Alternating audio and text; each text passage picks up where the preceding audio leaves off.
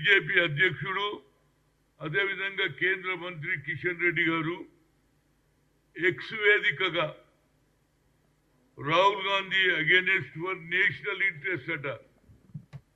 అరే ఆ కుటుంబమేగా దేశం గురించి త్యాగం చేసిందిరా బాబు, నీకు తెలియకుండా తెలుసుకో. ఇందిరాగాంధీ దేశం గురించి త్యాగం చేసింది, రాజీవ్ గాంధీ చేశాడు. వాళ్ళట వీళ్ళొక్కలే నేషనల్ ఇంట్రెస్ట్ ఉందట. ఆపరేషన్ సింధూర్లో అన్ని పార్టీలు ఇంక్లూడింగ్ మల్లికార్జున్ ఖర్గే కాంగ్రెస్ పార్టీ నుంచి అపోజిషన్ లీడర్గా రాహుల్ గాంధీ గారు అన్ని పార్టీలు మమత అందరూ కూడా మద్దతు ఇచ్చిందా లేదా? ఆ తర్వాతనే నువ్వు మీ డిఫెన్స్ ఆపరేషన్ సింధూర్ చేసిందా లేదా? ఆయన అడిగిండేంది అసలు ఈ యుద్ధంలో మన విమానాలు ఎన్ని కూలిపోయినాయి, ఎందుకు డ్యామేజ్ జరిగింది అడిగిడు. ఏది ఫారెన్ అఫేర్స్ మినిస్టర్ను. అంతకు తప్పితే ఏం తప్పు చేసిండు నాకు అర్థం కాదు. మరి మీరేం చేసిండ్రా బాబు? ఉగ్రవాదాన్ని ఫినిష్ చేయాలి, పాకిస్తాన్ దేశమంతా ప్రపంచ దేశాలకు విజిట్ చేస్తుంటే అక్కడ మీరు చీప్ పాలిటిక్స్ ఎవరైతే అడుగుతారో గవర్నమెంట్ డ్యూటీ అయింది, అన్ని పార్టీలను మేము రిప్రజెంటేషన్ పంపిస్తున్నాం, మీ పార్టీ నుంచి ఎవరిని పంపిస్తారో అని చెప్పారు.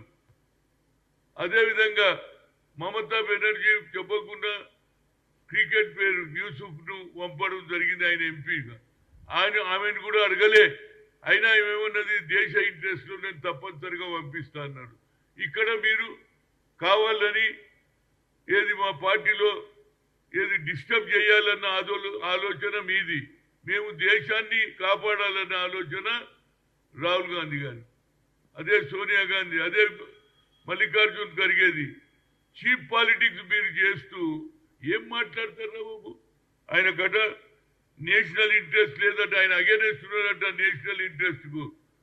మీరు ఇవాళ 3 రంగుల జెండా ఏది ఆపరేషన్ సింధూర్ తర్వాత మేము ఎప్పుడో పట్టుకున్నాం రా బాబు ఈ జెండాను.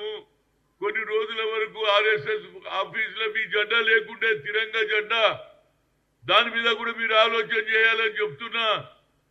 ఎన్ని రోజుల తర్వాత తిరంగా జెండా ఎక్కించారు ఆర్ఎస్ఎస్? ఒకసారి ఆలోచన చేయి కిషన్ రెడ్డి.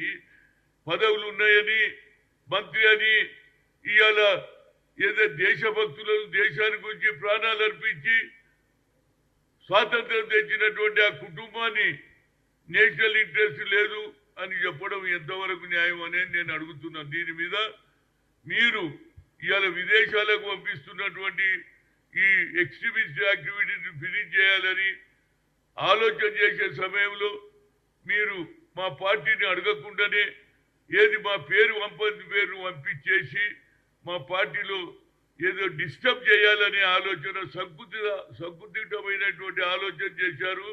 ఇప్పటికన్నా రాహుల్ గాంధీ మీద మాట్లాడే మాటలు తగ్గించి ఆయన ఆలోచన ఏదైతే మీ ప్రధానమంత్రి అన్నాడు కదా, జనగణకే సాత్ కులగన అన్నాడు, అది దాని మీద నువ్వు ప్రయత్నం చేయి కిషన్ రెడ్డి.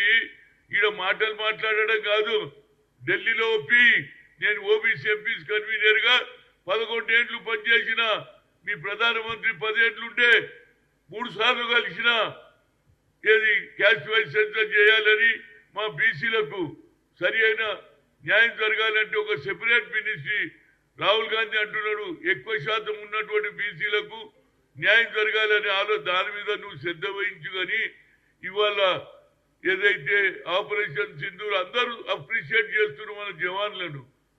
అదేవిధంగా ఇవాళ బీజేపీ ఒక మినిస్టర్ ఇవాళ ఏదైతే సిపాయిలను కూడా అవమానం చేశాడు. అందులో ఒక మహిళ ముస్లిం ఉంటే ఆమెను కూడా అవమానం చేశారు. అది మీ కల్చర్ రా బాబు. మా కల్చర్ అది కాదు. దేశభక్తి ఉన్న కల్చర్, స్వాతంత్రం తెచ్చిన కల్చర్, ఈ దేశాన్ని ముక్కలు కాకుండా ప్రాణాలు అర్పించిన ఇందిరాగాంధీ, రాజీవ్ గాంధీ ఈనాడు ఏది పేదలకు న్యాయం జరగాలని 18 ఏళ్ల యువకులకే ఓటు హక్కు కల్పించి, అంతేకాకుండా సాఫ్ట్వేర్ హార్డ్వేర్ తెచ్చినటువంటి ఇది ఒక పెద్ద యువతరానికి ఒక ఆశ. మాజీ ప్రధానమంత్రి అయినటువంటి ఏదైతే భారత రత్న రాజీవ్ గాంధీ గారి రేపు జన్మదినం, రేపు వర్ధంతి ఉన్నది. ఏది దానికి అందరు రావాలని కోరుతున్నా. ఇలాంటి మాటలు తప్పుడు సంకేతనాలు వద్దాయి. కేంద్రంలో మీ ప్రభుత్వం ఉన్నది, కానీ పార్టీలల్లో చిచ్చు పెట్టకో, ఈ చీప్ పాలిటిక్స్ బంద్ చేయి అని అడుగుతున్నా నేను. ఇంకోసారి మాట్లాడితే తప్పనిసరిగా చాలా జవాబులు ఉన్నాయి నా దగ్గర చెప్పడానికి. మీ ప్రధానమంత్రి ఏం చేయలే. ఇప్పుడన్నా రాహుల్ గాంధీ సందేశం కన్యాకుమారి నుంచి కాశ్మీర్ నడిచిన తర్వాత ఆయనకు ఒక మంచి ఆలోచన వచ్చింది. పార్లమెంట్ లోపల మాట్లాడిండు, 90% ఉన్న జనానికి అన్యాయం జరుగుతుంది, క్యాల్కులేషన్ చేయాలన్న చేసిండు. మన తెలంగాణలో కూడా రేవంత్ రెడ్డి ఆలోచనలను అడుగు తప్పితే నీకు అవకాశం వచ్చిందని ఎక్స్లో ఏది వేదిక చేసుకొని చెప్పడం అది న్యాయం కాదు.